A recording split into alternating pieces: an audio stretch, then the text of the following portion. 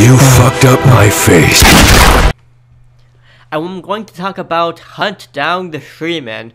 This is a really weird game, if you even want to call it that. Now I want to go a little bit into the history of Half-Life. Like Half-Life, not Half-Life 2 as much, but Half-Life 1, it had a really big modding scene, and people, oh my god, it was almost like an open source game, if you can think of something like that. You know what I mean by open source? It's like people could make their own levels, their own characters, do their own voice work, make enemies and stuff. Half-Life, it used the cold source engine. It's an old game. It's kind of like how, even before that, I don't know if any of the viewers remember these days, but like in Doom, you could also make your own maps, Quake, this kind of stuff. And Half-Life, man, that was during my childhood, and I was a poor kid.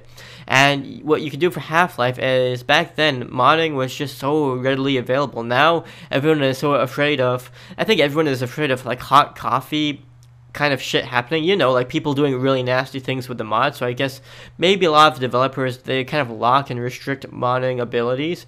But back in the old days with Doom and Half-Life, man, you had an insane modding community, and people loved to mod. And you know, back then when people made mods for Half-Life, and when I say mods, I'm not talking about some rinky-dink kind of gun skin or something. No, I'm talking about entire games, full levels, full, like, a whole storyline. Like, man, I'm thinking of those old Half-Life mods I used to play, like USS Darkstar. There's so many good ones. I know there was some so my mind is so bad. But back in the 90s, wow. I know, I remember when there was a zombie one too. Made by Neil something. They Hunger. That was one of my favorite. That was like a trilogy of mods for the Half-Life game with the zombies throughout the whole game. Oh my god, that was amazing. That was before Left 4 Dead. My god. But back then in Half-Life, you had so many amazing mods, and what would happen is Valve would directly hire these people to work on their own company. Now it's a shit show, honestly. Like, since Half-Life 2, and then they started, like, you know, some people have made mods for Half-Life 2, like Minerva, I think it's called.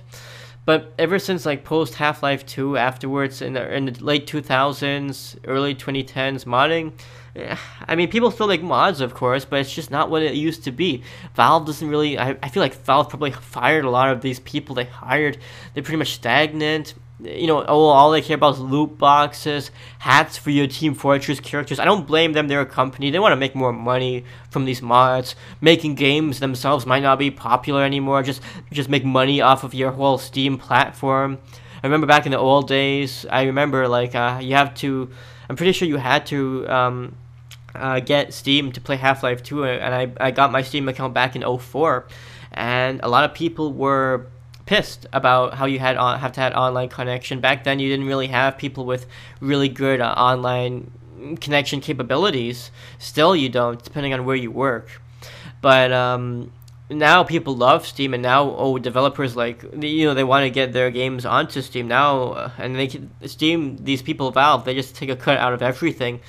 But now, yeah, you can see how they've changed their priorities significantly since the old days. And yeah, like, as a poor kid, all I did all day was just play these Half-Life mods. They were so amazing. And you know, like, someone who could just teach themselves coding, like, someone from, like, nowhere could do that, teach themselves coding and do all this shit in the game. They can make a reputation for themselves. They could even get hired by Valve back then. Back then, it was so amazing, you know? You could come from the shitty boondocks and make yourself into something amazing. Get yourself an amazing programming job, making games. Wow, back in the 90s, oh my god. Well, what has happened? Well, let me do a review of Hunt Down the Freeman. I do think some of the criticism with this game is warranted, and at the same time, I think that a lot of people are shitting on the game for no reason. I feel like it is kind of meant to be a joke of a game. I'm not defending these people. It is bad, and from what I've heard, they actually stole a lot of assets. That's really bad. I played through the whole game on the release day, and yeah, at first it was okay, but then eventually I got into unplayable levels, and so then I would have to try to debug the game somehow. I would have to use a few cheats, teleport to the next map, but in the end I saw all the cutscenes, and you know, it's very cheesy, low budget.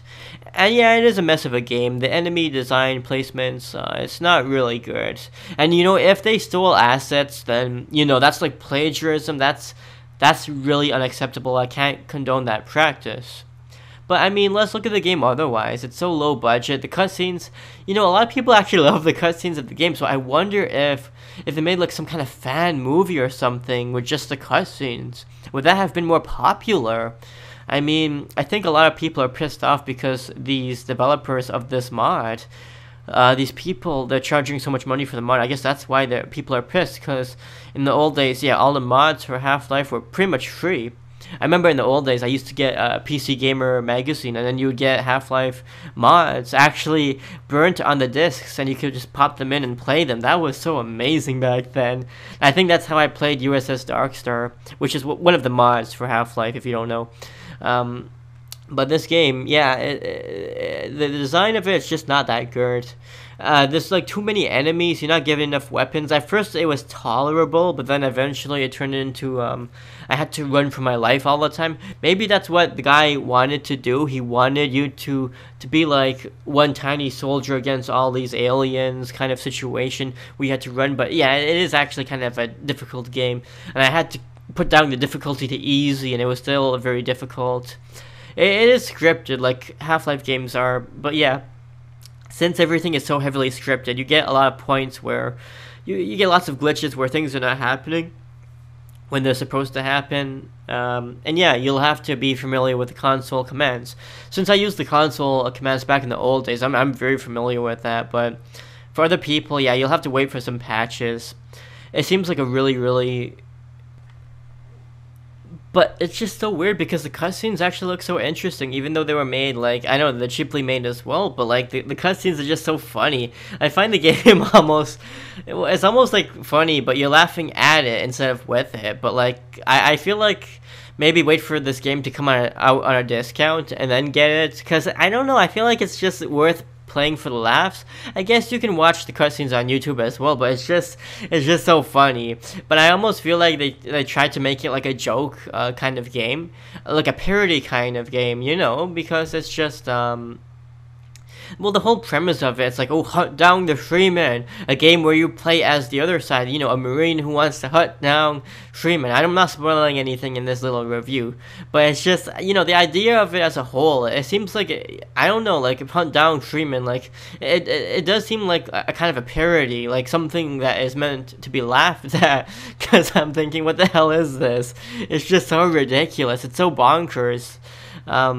You know, but there's a lot of disappointment because, you know, there's people who helped fund the game. They funded a lot of money for this game, and this was the result. Maybe people thought, maybe, I'm not sure with the whole process of how the game was made. Like, if you funded this game and then they started using stolen assets, they started doing bad things like, how should I say, they made the game into a joke when it was advertised to be maybe more of a narrative-based story. Like, that would be pretty bad. I'd be pretty pissed if I backed and funded a game that did that instead. And you know, the game is actually broken, which is unacceptable. Like, you have to be able to get from the opening menu from the first button press to the credits, like, without having to, like, you know, debug the game yourself. So that's something bad as well. And I believe the game was delayed a lot of times. This game was actually delayed, like, I mean, exponentially delayed, like, last month, like, every other week, it would get delayed, so I guess the people who are really waiting for this game, and people who funded the game, yeah, of course, you have the right to be pissed, because it was delayed so much, but I'm wondering, man, what happened with this game? Like, it must have been a really tiny skeleton, development crew, you know? Like, it's weird because the game is actually kind of lengthy too. It has a lot of levels. The areas are pretty big to explore, even though it is difficult. It does seem like a lengthy kind of game. It's longer than a lot of mods, free mods I used to play in the old days.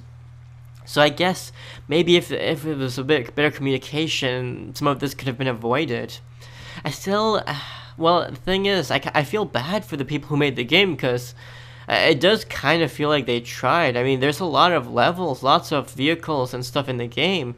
I wonder if maybe, yeah, if some of the people who made the game, if they had difficulty with not being familiar with the tools used to make the levels, like the tools used to just make mods. Maybe they weren't too familiar with programming, scripting, all of that. It does, yeah, like I feel like the game does kind of try to do something. And again, the game does seem lengthy, and it has so many cutscenes. People like love the game because of the cutscenes. It's just so funny. People on the release date, people kept playing through the game just so they could watch the cutscenes and see how it ends. And it does have a funny ending. And man, this game just has so many funny quotes. The way, like, it has a lot of guest voice actors from other YouTubers and all of that. But some of the voice acting scenes are just so funny. A whole bunch of the scenes are just so funny. So I would imagine, yeah, if this was a free mod, I think people would be like laughing at it like no tomorrow. But I guess because it's paid, a lot of people just and because they accepted people's money as well. I wonder if they just advertised, oh, like help fund it, but like don't pay us, if that would be a viable option. Like, I'm thinking of how mods used to be so successful back then. I guess it was really meant as a way for people to, with the programmers to advertise their resume and their skills. And they didn't have to be paid for that. Kind of like an open source project. That's what a mod kind of is. But this game, it's just so weird. It's just so weird. I don't see like stuff like this being released much. But yeah, like I think that everyone should probably watch the cutscenes. It's just so weird. I'm not spoiling anything, of course, but the game just has so much ridiculous, funny, like weird dialogue. Some of it's cringeworthy. Some of it's like, what the hell is going on? It's just so weird because it's a parody, but at the same time, it's like it's trying to take itself seriously. It's trying to be this epic, long saga, but at the same time, you just can't help but like laugh at it because it's just so silly. What is this game? At first, I felt like the hate for the developers was unwarranted, but again, I must emphasize, I can understand why people are mad, why people are pissed. Again, yeah, the game is not really playable, and again, it's going to take more time after the initial release date for them to release patches and fix the game. And there's a lot of really ridiculous glitches in the game. I know there's one highway section where you have to ride a motorcycle across near the end game, and what happens is if you try to take the motorcycle across a loading zone, the game would always crash. So then I would end up just taking the motorcycle and then going through the loading zone and then spawning another one, and then you know what I'm saying, like I have to like run off the motorcycle, go into the loading zone. The loading zone is usually, you can tell what a loading zone in these games is if you played a lot of the Half-Life games. Like, it's like usually like a black tunnel or something. So before I enter the black tunnel, I would get off the motorcycle, and then I would go walk in through the tunnel, then I would spawn another motorcycle using cheat codes, then I would ride across the highway until I get to the next loading zone, etc., etc. You have to kind of play with the game a lot if you want to get through it. And again, some points of the game are just broken. Some points in the game, you can just see the sky map. Sky map is just that little, the sky texture behind all of the actual like textures and the objects you can walk into, like behind the buildings. You have the sky map. And yeah, some of it, like, it didn't have proper floors. You could fall through the sky map. It's a really, really glitchy kind of mod. I do feel bad for the developers because it's just, I'm not really sure what this game was trying to be. Like, my God, it's seriously, like, I'm telling you, just watch the cutscenes and you'll see what I mean. It's just such a weird game. I still did like some parts of the beginning, at least. And I kind of like the idea at first of being outnumbered and being forced to run, but after a while it does get kind of repetitive. But I still think that, yeah, if the game had maybe more polish, and maybe if it tried to make it more obvious it was trying to be like a parody or something ridiculous, maybe people would have liked it more. But yeah, if they use stolen assets and stole stuff without permission, then that's completely unacceptable. Then I can't condone the game. But otherwise, yeah, it is really weird to see something like this being released in today's era. I do long for the old days, as I said earlier. I miss the days of modding, free mods, before all of this like shit that people have done nowadays, making entire levels, making entire games yourself. Man, mods used to be so. I'm not talking about shitty mods that delete your posts. I'm talking about the mods where you make your own shit, make your own levels. Those were the good old days. Now, pay money, get it approved by the developers. That's how it is nowadays. So anyways, if you enjoyed watching the content in this video, please consider giving it a like. Also, please consider subscribing to our channel so that you may be the first to receive all of our latest content.